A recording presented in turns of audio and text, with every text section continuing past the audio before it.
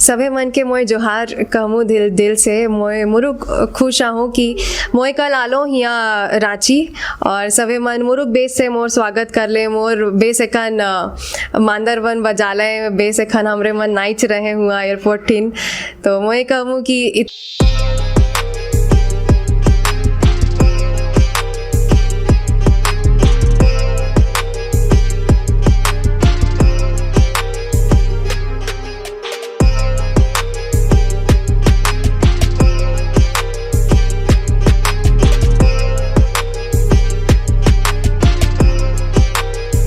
झारखंड में मैं पहली ऐसी लड़की हूँ कि जिसको इतना सारा सपोर्ट मिल रहा है ब्यूटी पैजेंट के फील्ड में। तो मैं वही चाहती हूँ कि हर एक स्टेट में थोड़ा ये हाईलाइटेड रहे। तो नॉर्थ ईस्ट का मैंने देखा कि इतना ज़्यादा गवर्नमेंट सपोर्ट है और लड़कियों को भी इतना सपोर्ट मिल रहा है, तो कहीं ना कहीं वो बहुत अच्छा एम्पावरमेंट है। नहीं, मैं बहुत देसी लड़की हूँ, ठीक है। मुझे इनफैक्ट नाखून रखना पसंद नहीं है। देखिए मेरा अभी भी नाखून नहीं है, मुझे बिल्कुल नहीं पसंद है ये सब। तो अगर आप मुझे बोले तो एक सेकेंड में मैं पूरा देसी बन सकती हूँ, एक सेकेंड में पूरा रॉ इंसान बन सकती हूँ और दूसरा सेकेंड में मैं पूरा ग्लैमरस ब्यूटी क्वीन भी बन सकती हूँ। आई थिंक ये जो अडेप्टेबल नेचर है मेरे में, आई थिंक वो बहुत इंपॉर्टेंट है। तो मैं कह सकती हूँ कि फर्स्ट तो मैं अपनी नागपुर इंडस्ट्री से ही डेब्यू करना चाहती हूँ, ये मैं पहले चाहती हूँ। लेकिन ये एनपीके पुरुषोत्तम को बता रहे हैं या कि अभी तो बेहतर डायरेक्टरी कर रहे हैं नागपुर इंडस्ट्री में, उनकी फिल्में चल रही, दहलीज उनकी बेहतर फिल्म रही, तो उनको आप ऑन कैमरा ही बता रहे हैं कि भाई अब मैं तैयार।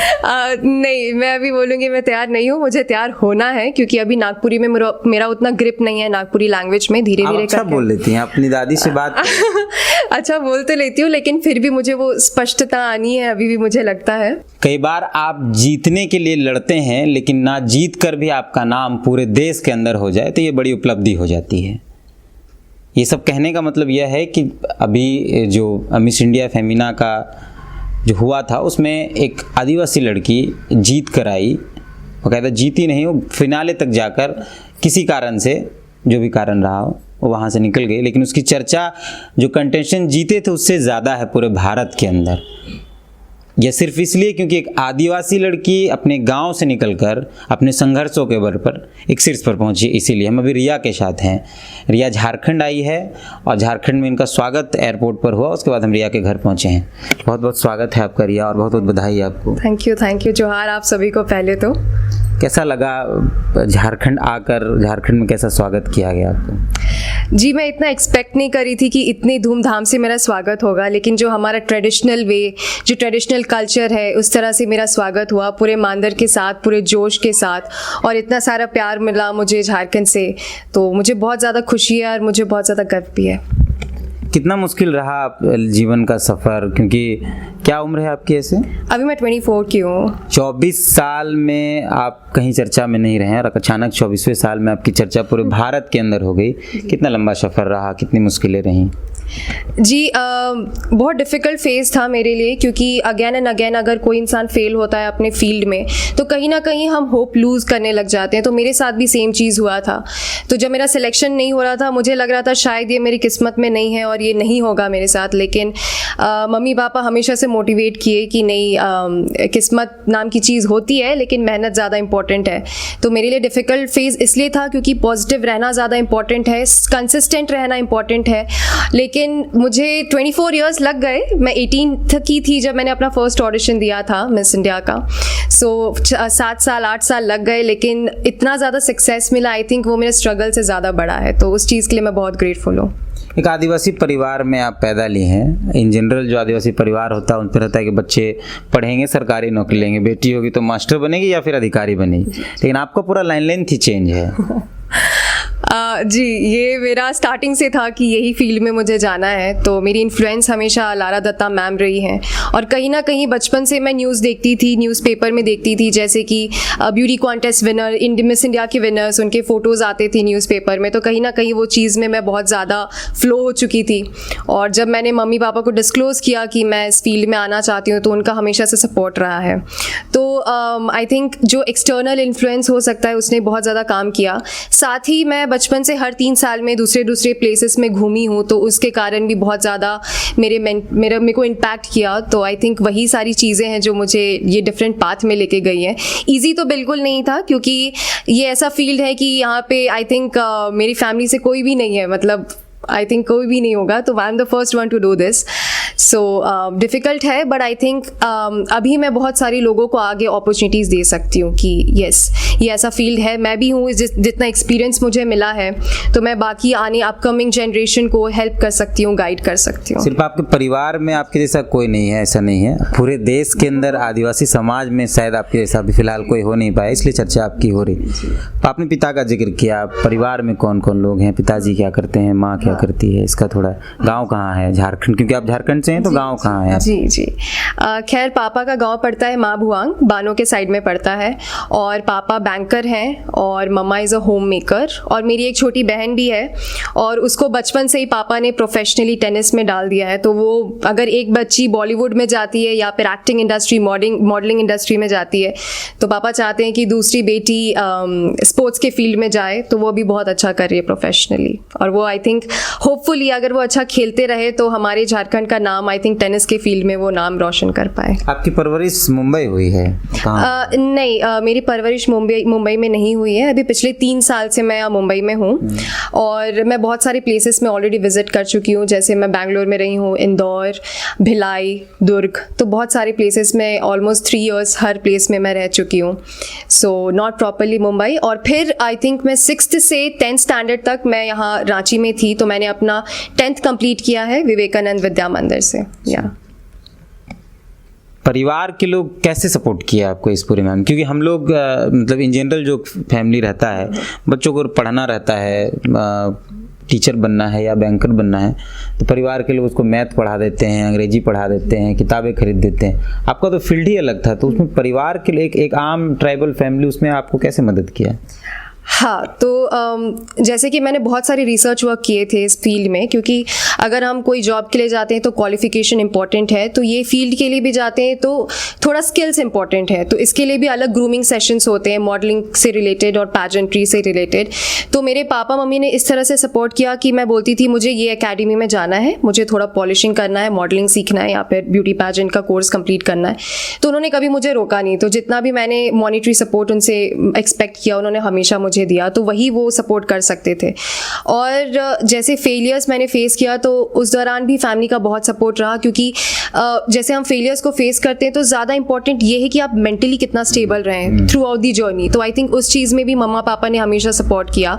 तो और इस दौरान मम्मी पापा का ये भी सपोर्ट रहा कि बहुत सारी वो लोग अपने एक्सपीरियंसेस भी बताते थे, या फिर न्यूज़ में कुछ ऐसी स्टोरी हाईलाइट हुई जो कि बहुत मोटिवेशनल है, तो उस तौर से भी मम्मा पापा ने सपोर्ट किया। मुश्किल हुआ एक आदिवासी परिवार से निकलकर यहाँ तक, क्योंकि एक बात लोग कहते हैं, जब कोई आदिवासी बच्चा बहुत अच्छा आईपीएस बन जाता है, यूपीएससी निकाल लेता है जीपी, तो उसके आरक्षण पर एक सवाल खड़ा करते हैं कि आरक्षण था तो आप बन गए। क्या यहाँ भी आरक्षण की आवश्यकता पड़ी थी? नहीं ना, कि टैलेंट से गए? नहीं, ये मेरा प्योर टैलेंट था, ऐसा कुछ भी नहीं था। मैं बोलूँगी मेरा प्योर टैलेंट था और मेरा थोड़ा लक फैक्टर था जो आज मैं यहाँ पे हूँ, बस। कितना मेहनत करना पड़ा? बहुत मेहनत करना पड़ा। I think to be very honest, मैंने अपनी 10th के एग्ज़ाम में इतना नहीं पढ़ाई की होगी जो मैंने इस ब्यूटी पैजेंट के लिए पढ़ाई की है, क्योंकि हम जब ब्यूटी पैजेंट की बात करते हैं तो इट्स नॉट अबाउट ग्लिट्स और ग्लैमर, इसमें इट्स अ कंप्लीट पैकेज।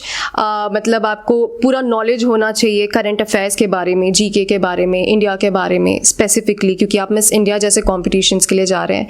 तो मैंने बहुत पढ़ाई भी की थी, और प्लस हम जब ब्यूटी क्वींस की बात करते हैं तो उसमें एक और एक फैक्टर आ जाता है कि हमको हील्स में बैठना पड़ता है, हील्स में चलना पड़ता है, लाइक 6 इंचेस की हील्स में घंटों खड़ा रहना पड़ता है। तो ये सब चीज़ को अडेप्ट करने में मुझे समय लग गया।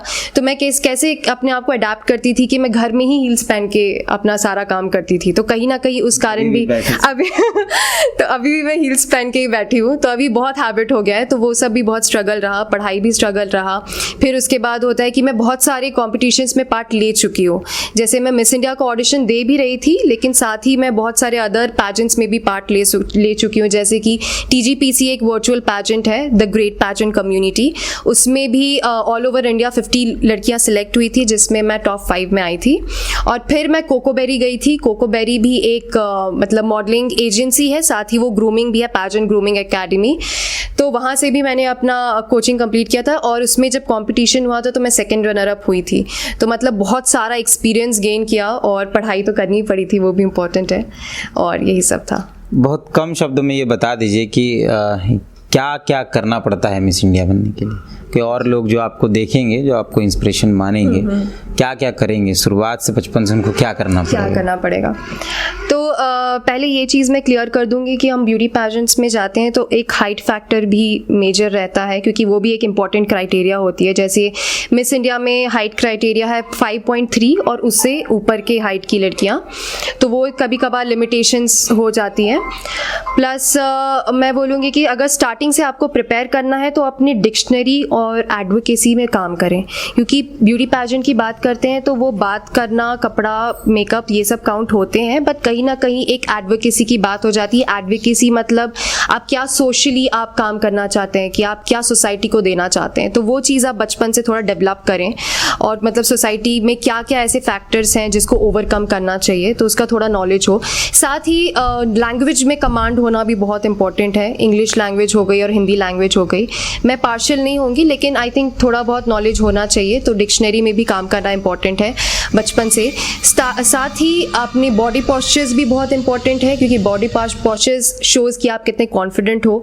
साथ में फिटनेस भी बहुत इंपॉर्टेंट रोल प्ले करता है, तो ये सब है। फिटनेस हो गया, थोड़ा नॉलेज, जीके नॉलेज हो गया, करंट अफेयर्स के बारे में हो गया, साथ ही में आपकी लैंग्वेज स्किल्स और रैंप वॉक स्किल्स। तो आई थिंक ये सब बहुत इंपॉर्टेंट है, जो आप अगर अर्ली एज से आप स्टार्ट करते हैं तो बहुत बेटर रहेगा, क्योंकि 18 एज से लिमिटेशन स्टार्ट होती है कि 18 एज से आप अप्लाई करना स्टार्ट कर सकते हैं, मिस इंडिया हो गया या फिर मिस डीवा में।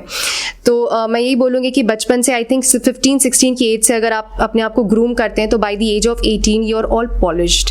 सो आपको ज़्यादा टाइम नहीं स्पेयर करना पड़ेगा। खाने पीने में भी कुछ अलग खाना पीना खाने पीने के, चलिए मैं तो ऑनेस्टली बताऊंगी, मुझे मीठा खाना बहुत पसंद है, तो मैं तो जी खोल के खाती हूँ। इनफैक्ट मिस इंडिया के जब मैं 30 डेज़ वहाँ पे थी तो आई थिंक मैं ही थी जो ज़्यादा डिजर्ट्स खाती थी as compare to other girls. I will be honest about it. But मैं स्टार्टिंग से स्पोर्ट्स में रही हूँ, तो मतलब ऑलमोस्ट 2 आवर्स या 3 आवर्स मेरा स्पोर्ट्स होता है in the morning. Like badminton मैं खेलती हूँ, तो आई थिंक कहीं ना कहीं स्पोर्ट्स और जिम एक्टिविटीज़ से मेरा सब कुछ बैलेंस हो जाता है। तो मैं खाती भी हूँ, लेकिन बैलेंस में खाती हूँ, और साथ में वो बाकी लोग, जिन लोगों के साथ वो लोग कम खाते थे, हाँ, थोड़ा सा नानुकुर टाइप का थोड़ा बहुत डाइट मेंटेन करते। हाँ, डाइट मेंटेन करते थे। वहाँ कितने दिन रहे आप? बेसिकली कंपटीशन 40 दिन का था, लेकिन मैं लेट ज्वाइन की थी, 10 दिन मैं पीछे हो गई थी, तो 30 दिन का मेरा कंपटीशन रहा था। But I was still prepared कहीं ना कहीं, तो मुझे हर एक चीज़, मुझे टाइम नहीं लगा कुछ भी चीज़ कलेक्ट करने में, क्योंकि हम जब मिस इंडिया के कॉम्पिटिशन्स में जाते हैं। हाँ जी, आपने एक क्वेश्चन पूछा था कि किस तरह से आप अपने आप को प्रिपेयर कर सकते हैं, तो मैं एक और एक चीज़ बोलना चाहूँगी कि हम पैजेंट्स में जाते हैं तो ड्रेसेस भी मेजर मतलब बहुत इंपॉर्टेंट होता है, ड्रेसेस भी। तो आप, ऐसा नहीं हो सकता कि एक ही बार में आप ढेर सारे कपड़े खरीद लें, तो वो इंपॉर्टेंट होगा कि आप पहले से ही थोड़े थोड़े कपड़े कलेक्ट करते जाएं, क्योंकि जब मेन कंपटीशन होता है तो आपके पास पूरा वार्डरोब कलेक्ट रहता है एट द मोमेंट। सो मैं थोड़ा पीछे हो गई थी कंपटीशन में, लेकिन फिर भी मैंने ऑन द टाइम सब कुछ मैंने कलेक्ट करे, विद इन अ वीक मैंने सब कुछ अरेंज कर लिया था। महंगा है क्या ये कंपटीशन पूरा? जी, थोड़ा महंगा तो है, क्योंकि हर एक चीज़ में इन्वेस्टमेंट रिक्वायरमेंट होती है, तो ये भी थोड़ा एक्सपेंसिव था। But I think family support था तो मुझे इतना प्रॉब्लम नहीं हुआ। प्लस साथ ही में मैं मॉडलिंग कर ही रही थी, तो कहीं ना कहीं मेरी सेविंग्स भी थी।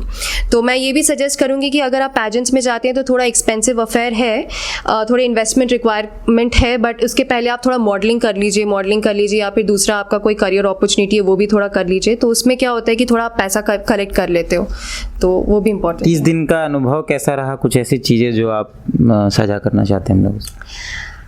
मेरे 30 दिन का जर्नी, मैं बोलूँगी कि इस चीज़ के लिए मैं तरस गई थी, मैं सीरियसली तरस गई थी। 8 साल से मैं इस मोमेंट के लिए तरस गई थी। तो हर एक दिन जो मैं मिस इंडिया में बिताए, पूरा दिल खोल के मैंने एंजॉय किया है। भले ही वो छोटे छोटे कॉम्पिटिशन्स हमारे बीच में, सब कॉन्टेस्ट के कॉम्पिटिशन्स होते हैं, जैसे बॉडी ब्यूटीफुल हो गया, मिस ब्यूटीफुल स्किन हो गया, फिर किसके अच्छी स्किन है, या फिर इस टाइप के बहुत सारे सब कॉन्टेस्ट होते हैं। तो उसमें भी मैं ली थी। मैं कोई भी सब कॉन्टेस्ट नहीं जीती, इनफैक्ट 12 सब कॉन्टेस्ट थे, लेकिन मैं नहीं जीती। लेकिन एक सब कॉन्टेस्ट था मिस एक्टिव का, कि कौन लड़की सबसे एक्टिव है, और स्पोर्ट्स, मतलब मैं ऑलरेडी स्पोर्ट्स बैकग्राउंड से हूँ, तो मैं टॉप 5 में आई थी मिस एक्टिव के। तो ये सब कॉम्पिटिशन्स में मैं नहीं जीती, फिर भी मैं पूरा एंजॉय कर रही थी हर एक मोमेंट। पता नहीं कि क्या रिजल्ट होगा, बस मुझे यहाँ पे हूँ, वही मेरे लिए बहुत बड़ी बात है। तो एक और एक चीज़ मैं हाईलाइट करना चाहूँगी यहाँ पे, कि हमारे मिस इंडिया हाउस में हर एक स्टेट से लड़कियाँ आती है अपने स्टेट को रिप्रेजेंट करने के लिए। तो मेरी जो रूममेट थी वो नागालैंड से थी, तो मेरा सबसे ज़्यादा क्लोज इंटरेक्शन कह सकते हैं नॉर्थ ईस्ट की जो लड़कियां हैं उनसे रहा है। तो उन्होंने मुझे बहुत कुछ बताया नॉर्थ ईस्ट के बारे में, और ब्यूटी पैजेंट का जो कॉन्सेप्ट है नॉर्थ ईस्ट में वो बहुत ज़्यादा एडवांस्ड है। तो मतलब वहाँ की गवर्नमेंट भी बहुत सपोर्ट करती है ब्यूटी क्वींस को, इनफैक्ट उनको सेलिब्रिटी की तरह ट्रीट किया जाता है। तो आई थिंक नॉर्थ ईस्ट हम कहते हैं कि हाँ it's still developing, but I would say कि वो लोग बहुत प्रोग्रेस कर चुके हैं अपना पैजेंट्री फील्ड में। तो मैं चाहती हूँ अगर यही सेम सपोर्ट हर एक स्टेट की लड़कियों को मिले, क्योंकि आई थिंक स्टिल ये डेवलपमेंट हमें चाहिए। अभी आई थिंक झारखंड में मैं पहली ऐसी लड़की हूँ जिनको इतना सारा सपोर्ट मिल रहा है ब्यूटी पैजेंट के फील्ड में। तो मैं वही चाहती हूँ कि हर एक स्टेट में थोड़ा ये हाईलाइटेड रहे। तो नॉर्थ ईस्ट का मैंने देखा कि इतना ज़्यादा गवर्नमेंट सपोर्ट है और लड़कियों को भी इतना सपोर्ट मिल रहा है, तो कहीं ना कहीं वो बहुत अच्छा एम्पावरमेंट है। जैसे आप बताएं कि हील्स पहन के बैठती हैं और बहुत कुछ मेंटेन करना पड़ता है, तो कुछ चीज़ें जैसे हम लोग कहें कि नाखून काटने का मन किया दांत से काट लिए, चलने का मन किया तो ऐसे ही चल दिए, पसीना पोंछना रहा ऐसे पोंछ दिए। आप लोग को तो बहुत मेंटेन करना पड़ता होगा। चप्पल वो हील्स वाला कहाँ है, नाखून मशीन से ही काटना है, पोंछने के लिए टिश्यू चाहिए, तो मिस नहीं करते हैं कि चीज़ें छूट जाती हैं? नहीं, मैं बहुत देसी लड़की हूँ, ठीक है। मुझे इनफैक्ट नाखून रखना पसंद नहीं है। देखिए मेरा अभी भी नाखून नहीं है, मुझे बिल्कुल नहीं पसंद है ये सब। लेकिन खैर हम इस फील्ड में हैं तो थोड़ा करना पड़ता है, क्योंकि हम इस तरह से मोल्ड किए हैं अपने आप को, इस तरह से डेवलप किए हैं। तो अगर आप मुझे बोले तो एक सेकंड में मैं पूरा देसी बन सकती हूँ, एक सेकंड में पूरा रॉ इंसान बन सकती हूँ, और दूसरा सेकंड में मैं पूरा ग्लैमरस ब्यूटी क्वीन भी बन सकती हूँ। आई थिंक ये जो अडेप्टेबल नेचर है मेरे में, आई थिंक वो बहुत इंपॉर्टेंट है। तो मैं कह सकती हूँ कि जैसे मैं ब्यूटी पैजेंट में थी तो मुझे कई बार मुझे ऐसे नाखून लगाने का मन नहीं करता था, लेकिन फिर हमको करवाना पड़ता था क्योंकि वो आपके एलिगेंस दिखाती है। फिर उसके बाद बहुत प्रिकॉशियस रहना पड़ता है हर एक चीज़ के लिए कि आप कैसे बैठते हो, किस तरह से आपका बॉडी पोस्चर है। हम कहीं भी कुछ भी चीज़ें रैंडमली नहीं कर सकते हैं, इस टाइप की चीज़ें हैं। और जैसे कि मैं हमारा ऐसा होता था कि हम लोग खाना खाने के लिए हम लोग होटल रूम के नीचे हम लोग जाते थे लॉबी में खाना खाने के लिए। तो उसमें भी आपको हवाई चप्पल्स नहीं पहनने हैं, मतलब आपको पूरा प्रॉपर वेल मेंटेन्ड होके जाना है, क्योंकि at the end of the day हम लोग कहीं ना कहीं एम्बेसडर्स बन जाते हैं। हम अपने स्टेट को रिप्रेजेंट कर रहे हैं, अपने पर्सनालिटी को रिप्रेजेंट कर रहे हैं, और हो सकता है कि हम 30 लड़कियों में से एक लड़की सिलेक्ट होगी जो मिस वर्ल्ड के लिए जाएगी। तो वो ग्रूमिंग और वो पोर्ट्रे करना, वो पर्सनालिटी में अडेप्टेशन बहुत इंपॉर्टेंट है। मिस इंडिया के बाद मिस वर्ल्ड जाते हैं लोग? हाँ, मिस इंडिया जीतते हैं, उसके बाद मिस वर्ल्ड जाते हैं। फिर एक और कंपटीशन है मिस डीवा। तो मिस डीवा में जो लड़की जीतती है वो मिस यूनिवर्स के लिए जाती है। आप ट्राइबल हैं और आप वहाँ कुछ आपको मिला रेफरेंस, मतलब आपका जो अनुभव रहा? जैसे एक टॉम मुर्मू करके हैं, उन्होंने कहा कि उनका एक इंटरव्यू आया था तो उन्होंने कहा कि आदिवासी को लोग आज भी समझते हैं कि वो पत्ता पहनता है, आदिवासी अंग्रेजी बोल लेता है तो लोग आश्चर्य करने लगते हैं। आपके साथ ऐसा कोई मोमेंट रहा क्या वहाँ के आदिवासी होने के कारण आपको थोड़ा बहुत ऐसे डिस्क्रिमिनेशन? नहीं, मुझे ऐसा डिस्क्रिमिनेशन फेस नहीं करना पड़ा, and I am so grateful about it. In fact जब मेरा इंटरव्यू हुआ था और मैंने डिस्क्लोज़ किया था, एक्चुअली मेरा इंटरव्यू ले रही थी नेहा धूपिया मैम और साथ में नताशा मैम भी थी। तो जब नेहा धूपिया मैम ने सुना कि अरे वाह, एक ट्राइबल लड़की आई है झारखंड से और वो इतनी अच्छी से वो अपने कल्चर को और अपने स्टेट को रिप्रेजेंट कर रही है, तो वो बहुत खुश हो गई थी। इनफैक्ट उनके फेस में दिख रहा था कि वो बहुत ज़्यादा खुश है ये स्टोरी सुन के। तो वो इनफैक्ट पर्सनली मेरा वीडियो भी रिकॉर्ड किया था उसने कि मैं तुम्हारी स्टोरी रिकॉर्ड करना चाहती हूँ, you have got a beautiful story. So I think वो डिस्क्रिमिनेशन मुझे देखने को नहीं मिला। फिर एक छोटा सा इंस्टेंस मुझे याद आ रहा है। तो मेरा जो फिनाले के पहले हमारा पूरा प्रॉपर ग्रूमिंग होता है, तो रैंप वॉक का ग्रूमिंग और सब कुछ, स्टेज पूरा ग्रूमिंग होता है, ड्राई रिहर्सल्स होती है।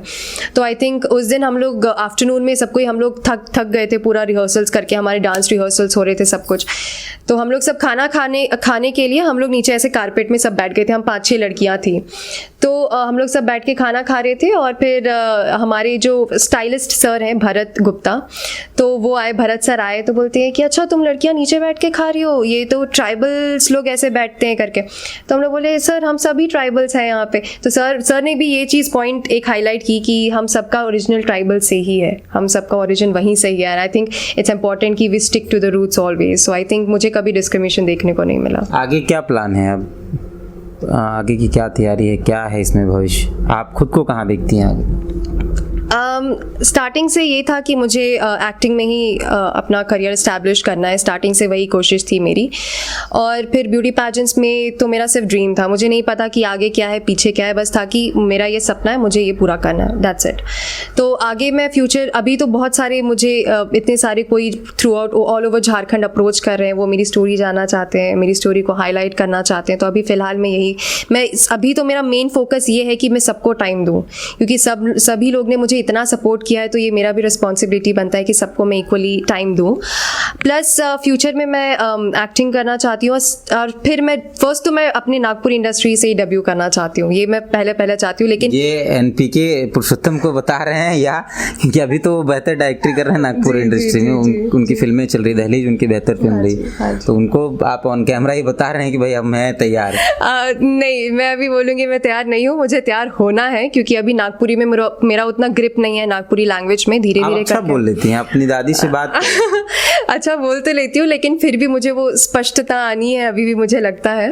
तो अगर मैं एनपीके सर के अंडर अगर काम करती हूँ तो आई थिंक मैं पूरा पॉलिश्ड हो जाऊंगी।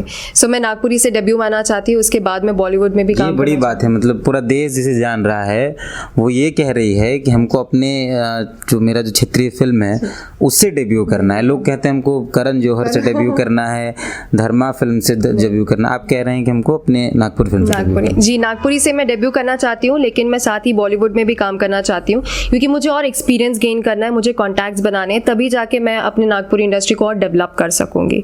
सो ये मैं कहना चाहूँगी, और आगे भी मैं कॉम्पिटिशन्स में पार्ट लूँगी, क्योंकि अभी मेरे पास टाइम है, एज लिमिट है, तो अभी मैं पैजेंट में और ट्राई करूँगी। नागपुरी भाषा में, जो आपकी मातृभाषा, उस भाषा में अपने दर्शकों को आप क्या कहें? सभे मन के मोय जोहार कहूँ दिल से, मोय मुरुक खुश आहूँ कि मोय कल आलो हिया रांची, और सभे मन मुरुक बेस से मोर स्वागत कर ले, मोर बेस एखन मांदर वन बजाले, बेस एखन हमरे मन नाइच रहे हुआ एयरपोर्ट ठीन। तो मोय कहूँ कि इतना सारा प्यार तोहर मन दे है मोके, और एथी एकन तो मुरुक मोय नहीं कह जानत हूँ, बट थोड़ा थोड़ा कहूँ कि आप सभी को दिल से धन्यवाद कहूँ कि मुझे इतना सारा प्यार देते तोहरे मन, और आगे भी चल के मोय झारखंड का नाम रोशन करूँ। अच्छा, अंग्रेजी, हिंदी और इतने लोगों के बीच में रहने के बाद भी नागपुरी आप भूले नहीं हैं? नहीं, बिल्कुल नहीं, क्योंकि मैं हमेशा साल में 2-3 बार आते रहती हूँ यहाँ पे रांची, 2 बार तो ऑलमोस्ट हो ही जाता है मेरा रांची आना, और दादी से भी बीच बीच में मेरी बात होते रहती है, तो उनसे वो मेरी दादी पूरा प्रॉपर नागपुरी में बात करती है, तो आई थिंक उनका ही ज़्यादा इन्फ्लुएंस रहा है, ये नागपुरी लैंग्वेज में सीख पाए। आपको हमारा यह वीडियो कैसा लगा हमें कमेंट करके बताएं, और हमारे चैनल को लाइक और सब्सक्राइब ज़रूर कर लें।